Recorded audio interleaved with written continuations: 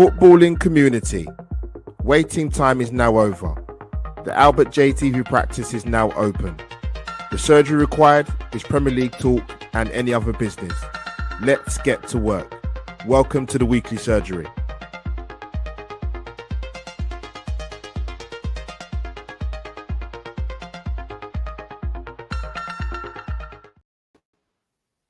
Yes, people, welcome back to Albert JTV. It's like camera adjustment. Weekly surgery is back on a Saturday, 12 p.m. or it's 12:15 UK time. Apologies, people, firstly, because StreamYard had put some new functions in, so it took a bit of time getting used to it and a couple of technical issues. So I do apologize. Weekly surgery, episode 44. Arsenal talk. Maurizio Micheli, Miles Lewis-Skelly, Berrieza, Bukayo Saka, and a certain Premier League fixture we return to after the international break, North London Derby. Smash the like button on the way in. Hopefully you guys can hear me. Hopefully you like the studio, the background studio in the background. As I say, when I do weekly surgery, I'm dressed in all black because it's serious business. But hopefully some people watch this live and watch it back on the rerun. Audio listeners, you will never be forgotten. So wherever you find your podcast, wherever you download it from, especially on Apple or Spotify, you'll find Albert JT for the latest edition of Weekly Surgery. But let me go to the chat quickly because I saw someone join. Yes, Hente, my guy, man. Brother, love, man. Big up James Johnson as well for the retweet before we went live. Plenty to talk about, man. People, as I said to you before, man, I love doing what I do on my channel, but sometimes work, tiredness, life. I love to stream as much more than I actually do, but you know what? I have to sort of pick my opportunities kind of now, here and now. But, you know, international break, 12:20 UK time in the afternoon. I thought, let me talk about the beloved Arsenal. Where do I start? I'm going to start with the most obvious one for me, which might not be the same for you people. But Sammy Mokbel from BBC dropped a tweet earlier in the week talking about Arsenal potentially bringing in recruitment drive in terms of scouting. Maurizio Micheli, here he is, people. There has been a relationship between him and Andrea Berta before. I think this is probably going to be Andrea Berta's most significant appointment since being at Arsenal, getting ahead of scouting to work already and sort of the recruitment team drive it with James Ellis and Mark Curtis at the club already. There's been a lot of change with Arsenal, not just in terms of recruitment, but also off the pitch as well. Richard Garlick obviously getting a promotion as well, with Tim Lewis going. But who is Maurizio Micheli, people? He's been named actually as the human algorithm, which I thought was quite a fantastic line when I saw it. But I was doing some research, and obviously, people, if you haven't watched Hybrid Squad, big up Sophie Nicolau. She had Sammy Mokbal on, obviously from the BB Sport on yesterday, talking about him. So please do check that out. But sort of doing my own research really about him. He's been sort of recognized as one of the finest talent scouts around in Italy, anyway. And I saw a quote from, I'm going to read it out, so bear with me. From the former Roma director Stefano Kera. He said, "I bow to the analysis of Maurizio Micheli, who for me is a guru in selecting and knowing players." I'll get myself back on screen so you can actually see me. If I can find myself now. Yeah, now we're going to read it out quickly. Sorry. He said, "There isn't a single player Maurizio signed whose parents, boyfriends, and so on he doesn't know. He's a human algorithm capable of implementing this strategy for years now." That's guy in reference. The guy is obviously a skilled operator in terms of Maurizio Micheli.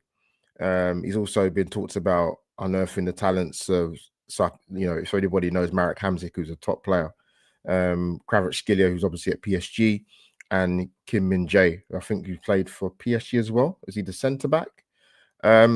So it's going to be interesting sort of going forward with Arsenal, because if we look at obviously what we did in the summer in terms of our recruitment drive, and Berta came with a fantastic reputation working with Diego Simeone, but there was sort of talk. Let me get that banner off the screen quickly, people. Give me 2 secs. Because obviously Berta's come into the club, and there's been a sort of a big push to get people that are ready right now, not up and coming projects, not bringing in some whiz kid from maybe Argentina or a certain part of Europe to come in at Arsenal.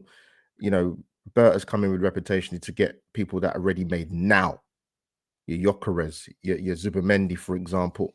Madueke's had a couple of years in the Premier League now.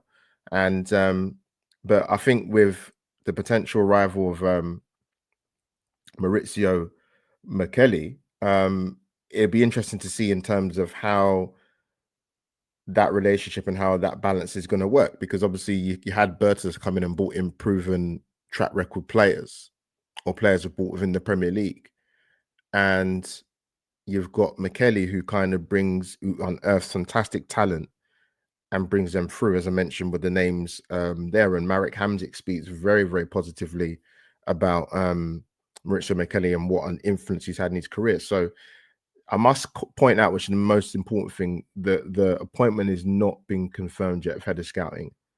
But as Sammy Mokbal tweeted the other day, and obviously confirmed on the Hybrid Squad yesterday with Sophie Nicolau, that it's almost kind of there. The advanced talks are really reaching a point where I would say probably is what more or less done, unless you hear something ridiculous in the next sort of few days or a week's time that he's not coming. But again, Arsenal making wins, not just with recruitment on the pitch, but in terms of the background and what's going on, and getting the right key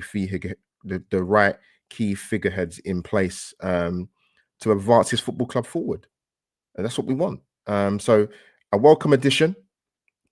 Berta, obviously, there's a relationship, there's a link there, which is going to help, which is definitely going to help both Italians. It tells it the Italian job. So it'd be very interesting to see if and when it does get signed off and he comes in, how Andrea Berta, and how Maurizio Micheli is going to work. So we'll watch this space, people. But listen, positive news in the Arsenal camp. What are we going to talk about now, people? Listen, I know people are not really fans of the international break, listen, I always say this, people, if you're new to the channel or not, as much as I love Arsenal, and I do, as you know, I'm a football lover first and foremost, man. I love football, international football, tournament football, Arsenal, Premier League, Champions League, Championship, and the women's football, WSL, Arsenal ladies. I watch it. We had the international game of England Serbia at Wembley during the week. Was that Thursday night, that game? And our England trio, Declan Rice obviously played. Madueke, Berrieza came on as a sub, and obviously Saka started. And I'll tell you what, Bukayo Saka, I'm going to start with firstly, actually. What a goal, by the way, for England against Serbia. Beautiful, absolutely beautiful finish. And there's obviously speak about Thomas Tuchel saying that he believes Bukayo Saka really should be scoring more goals. Now you'll notice I put his name in the caption for audio listeners. Hashtag underappreciated. I'm going to delve into that a little bit more. But I think he scored in the last international break, Saka, which he goes one ahead of Cliff Baston as the highest ever England goal scorer to play for Arsenal, which is a phenomenal feat considering the age he's at now, Saka. But what a beautiful finish. There was obviously a little bit of an injury scare when they panned him on the camera. And he looked like he was signaling to come off, but he actually wasn't. I didn't know at the time it was because he was saying that he wanted to change his boots. But what a phenomenal talent we've got, man, in Bukayo Saka, and it never ceases to amaze me how brilliant he is. And the reason why I bring up this sort of the underappreciated tag is because he is. He is. I've said it for a few years. We have something within the sort of YouTube fraternity community where they get so triggered and upset when, I would say, particularly when English players are talked about at a world-class level, and also ones that played an Arsenal shirt. Like I said, I don't. You guys know this already, but I'm happy to say it again. England player of the year twice, double figures goals for England, scored a hat-trick for England. He scored in big games of football, not just for England, but for Arsenal against top quality opposition.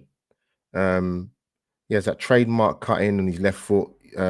He's willing to go down the outside and use his right foot.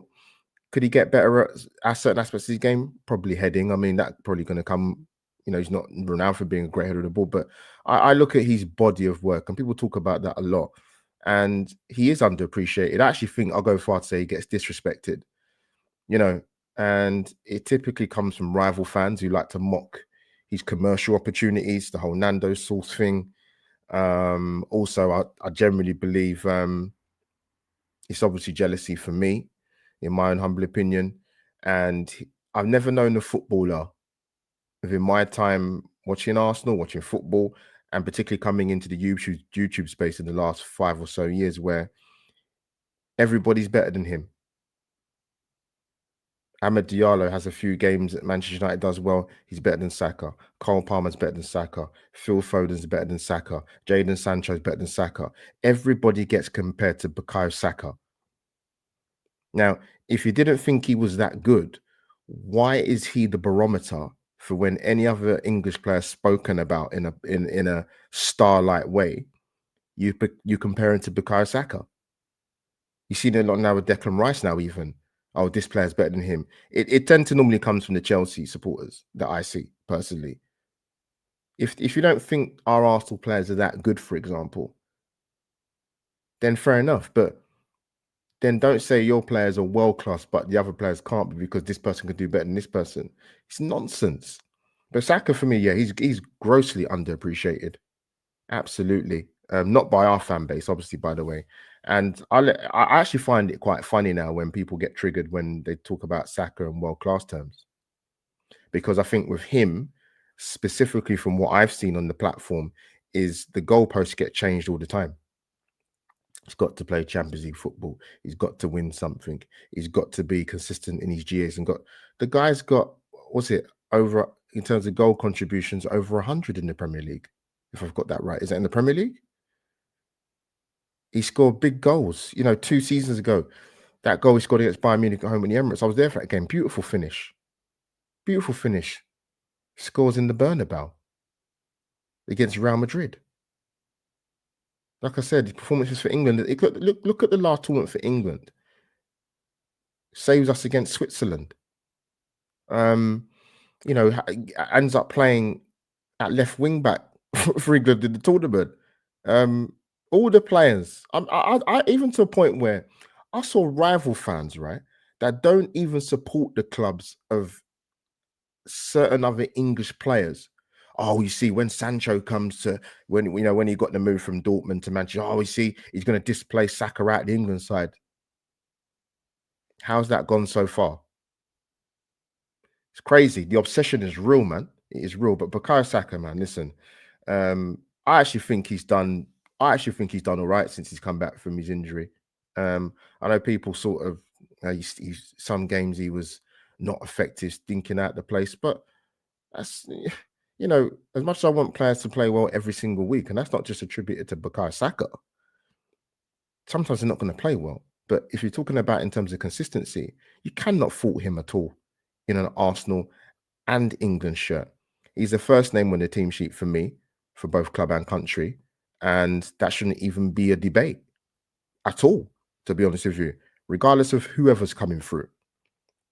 Absolutely. So, people, like I said, obliterate the like button, subscribe to Albert JTV. And if you don't know what to do by now, people, this is what you should do.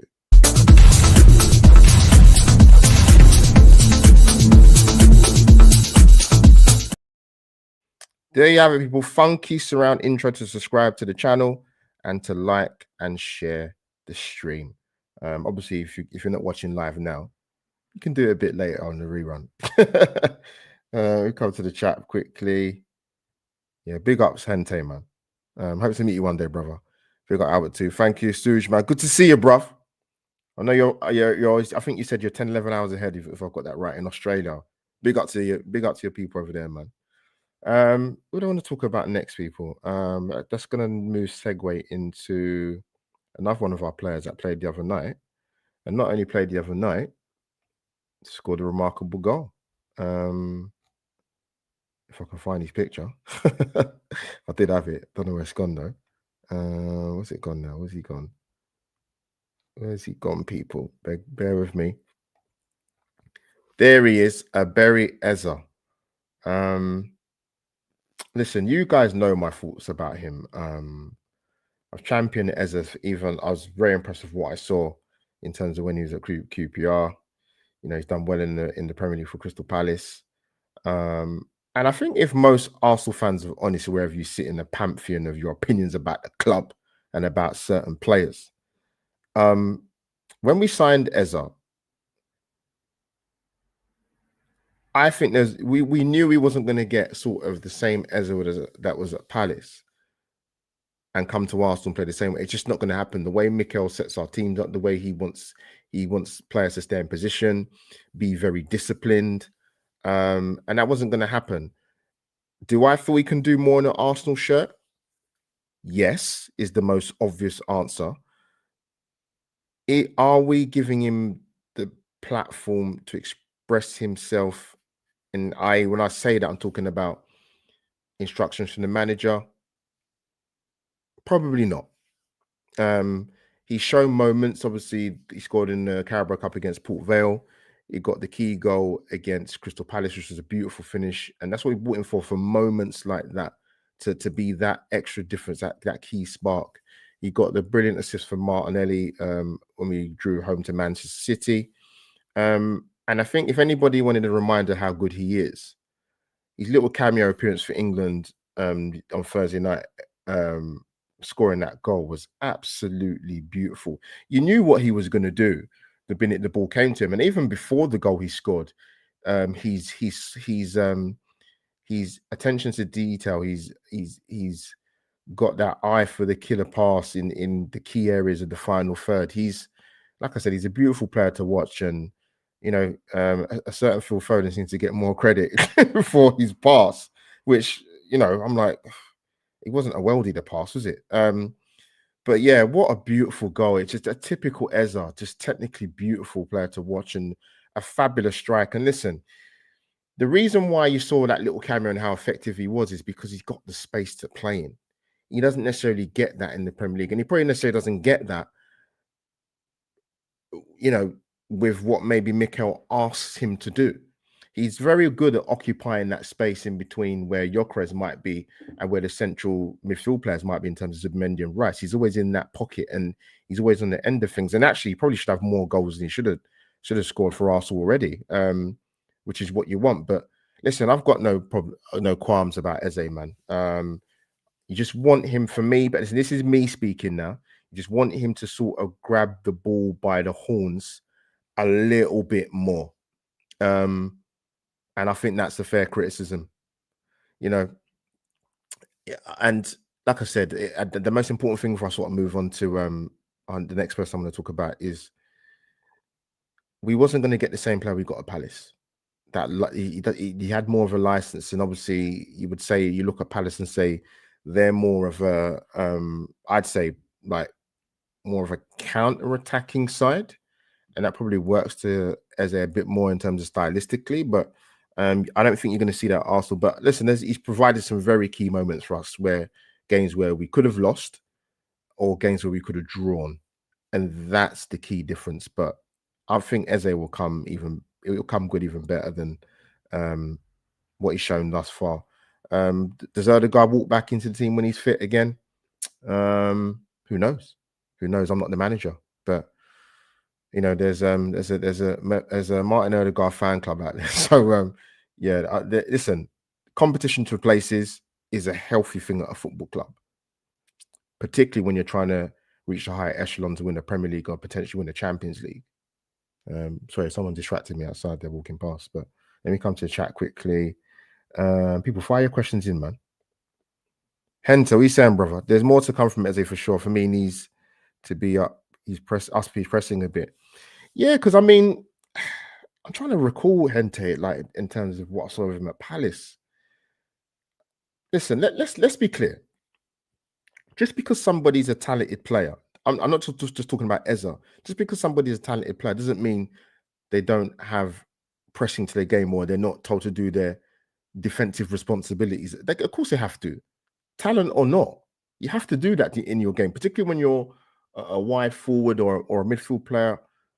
You have to do that. You have to do that defensive side. So, listen, I don't know what his pressing game or instructions were like at Palace under Oliver Glasner. I've got a couple of Palace mates I should ask him really, but yeah, listen, Eze, I'm not too worried about him.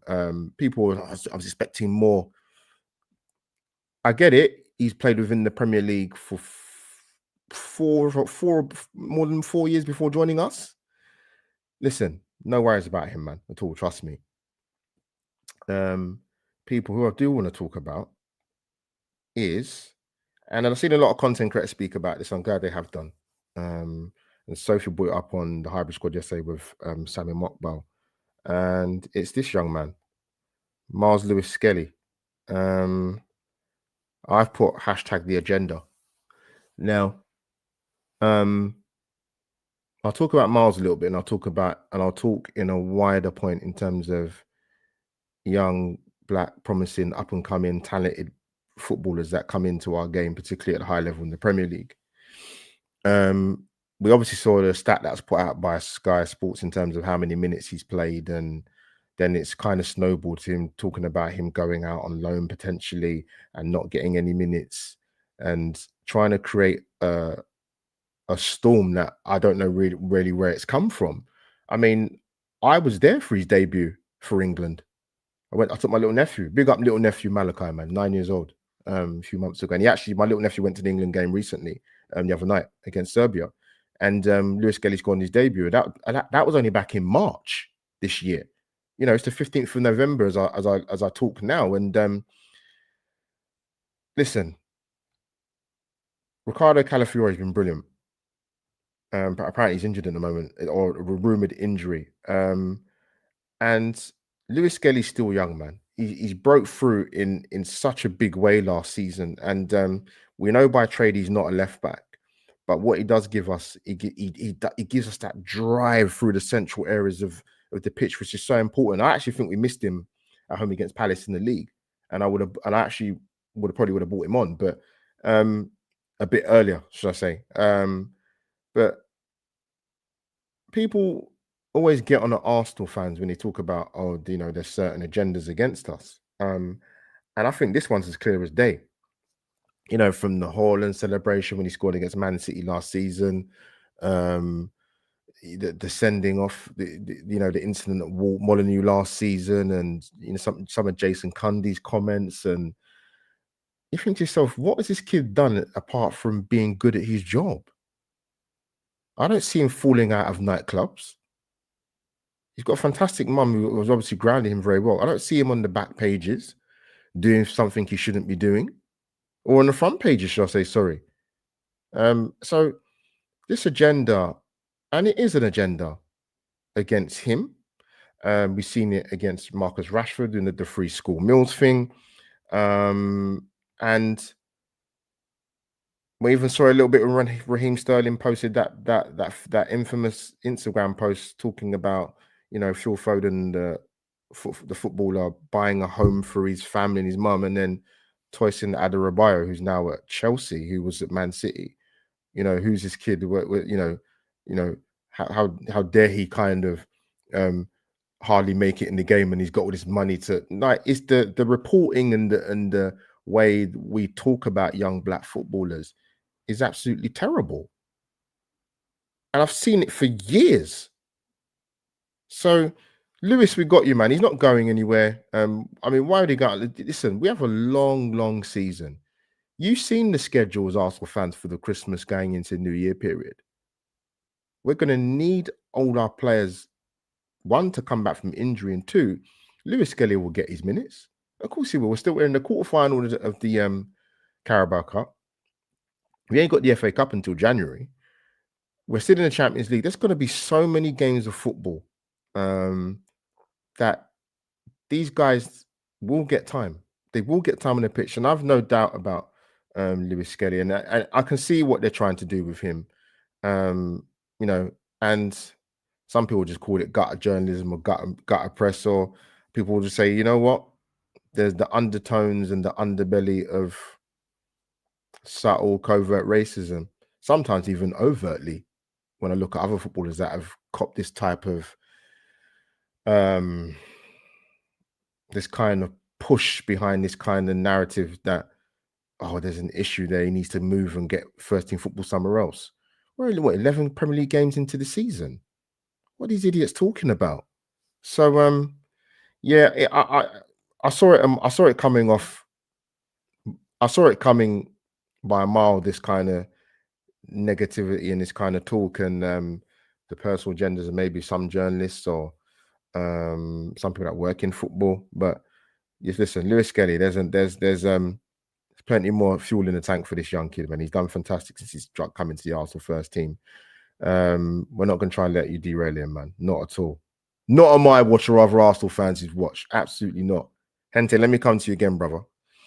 Yes, by trade, he's not a left back, but I still wonder how many wants to see him in the midfield. I've been very impressed with him in this Arteta project.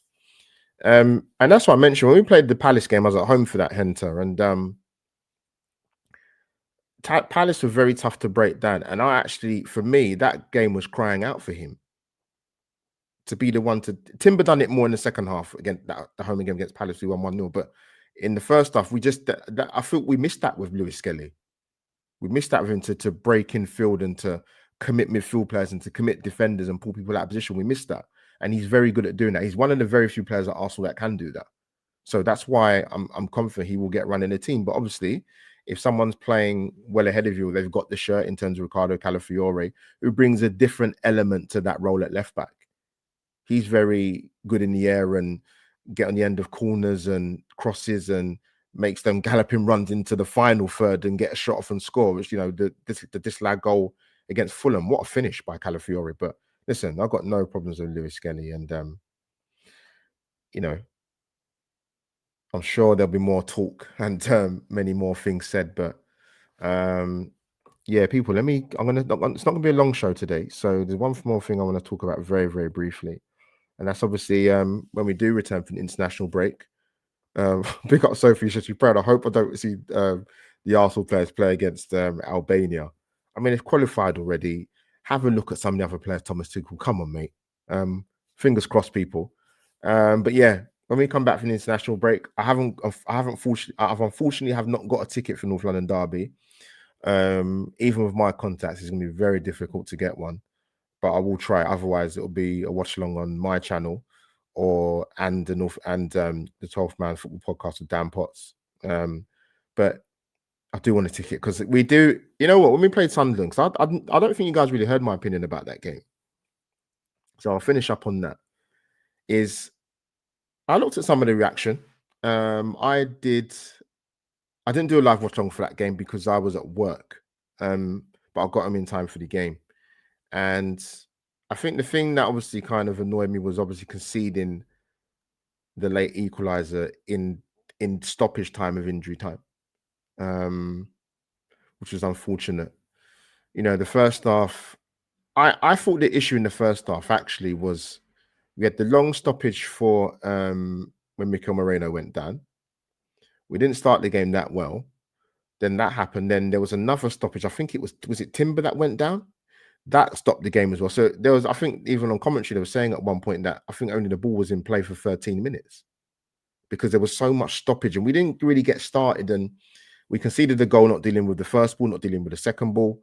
Second half was a lot better. And as well as Sunderland played, I actually thought we deserved to go 2-1 up, personally. Saka got us back in the game. Fantastic goal by Leandro Trossard.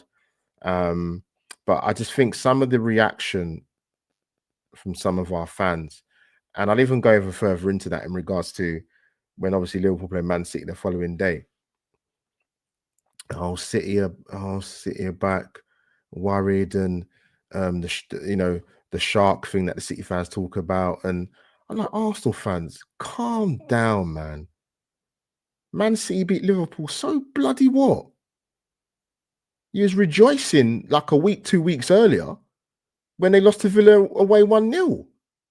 Now you're crying and moaning because they beat Liverpool. So what? So what? You know, if Liverpool have that goal, and that goal should not have been chalked off, by the way, Van Dijk's header, that's a very different game at 1-1.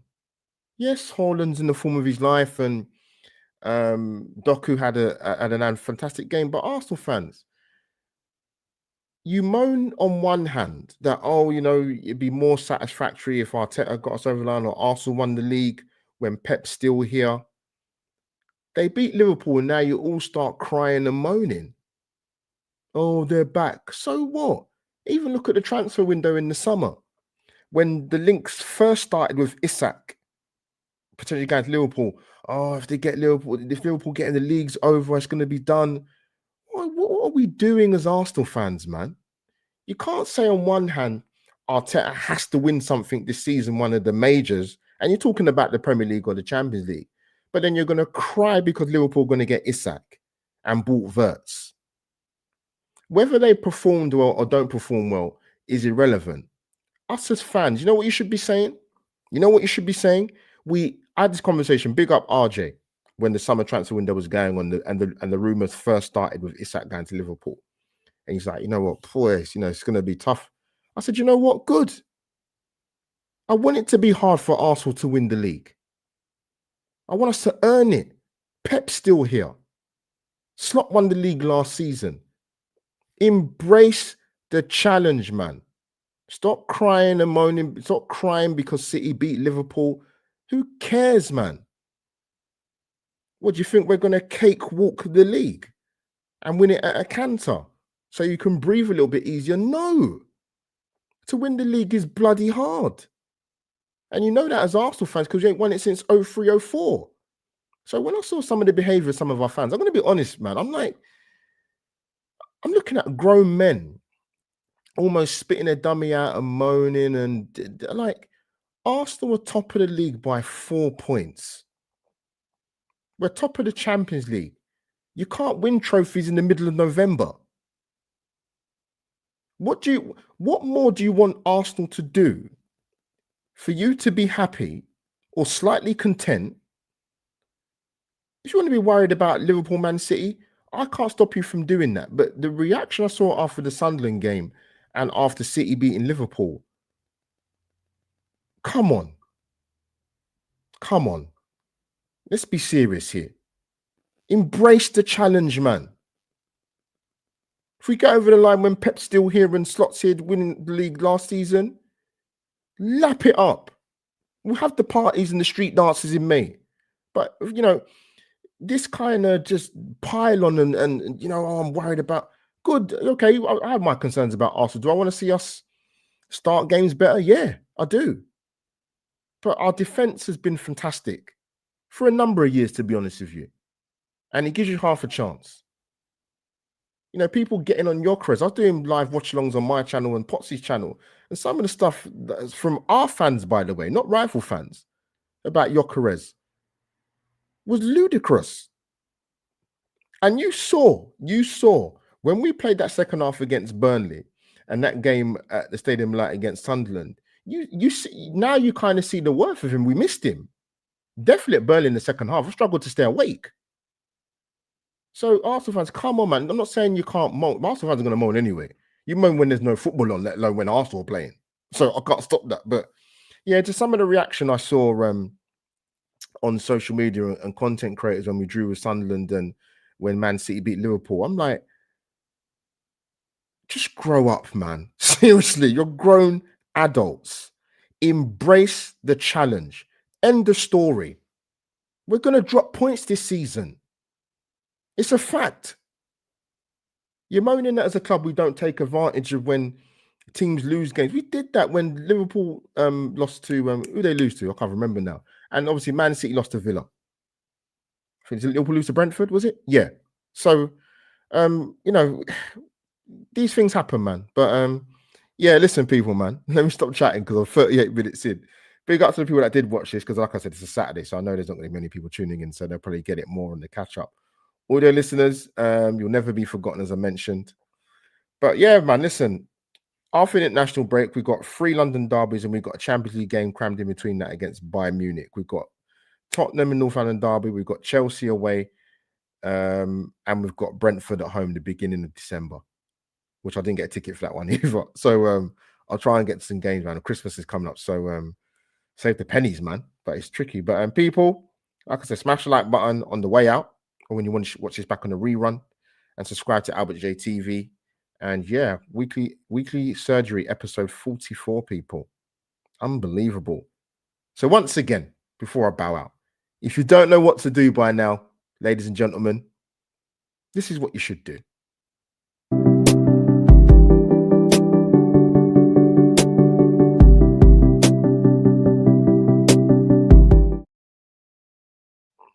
And there you have it, people. Like, share, and subscribe. I will chop up some bits and put them on my social media outlets. But yeah, people, enjoy the rest of your Saturday wherever you are in the world, or Sunday in some cases with some people. We went live on Instagram, believe it or not, as well. And live on YouTube and obviously and on Facebook as well. So you triple threat. But people, that is me, your regular host, Albert JTV, reporting from the weekly surgery headquarters, which is now officially closed at 12:51 p.m. UK time. People, I will see you soon after the international break. Albert JTV over and out.